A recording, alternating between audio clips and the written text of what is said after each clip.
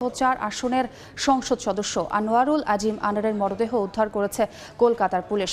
বুধবার সকালে কলকাতার নিউ টাউনের একটি ফ্ল্যাট থেকে তার লাশ উদ্ধার করা হয়। সন্দেহভাজন 2 জনকে আটক করা হয়েছে বলে জানিয়েছে স্থানীয় গণমাধ্যম। তবে মৃত্যু কিভাবে হয়েছে সে বিষয়ে বিস্তারিত জানা যায়নি। গত 12 মে চিকিৎসার জন্য পশ্চিমবঙ্গে যান আনার। এরপর থেকেই তার সঙ্গে যোগাযোগ করতে পারছিলেন না পরিবারের সদস্যরা। পরে তাকে নিখোঁজ দেখিয়ে আইনি ব্যবস্থাও নেওয়া হয়। তার মরদেহ উদ্ধারের খবর শুনে কালীগঞ্জ আওয়ামী লীগ কার্যালয়ের সামনে ছুটে আসেন নেতাকর্মীরা।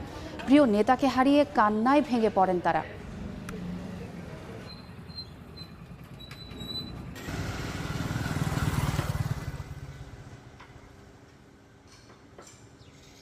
রাত 2টা নেই, 2:30 নেই।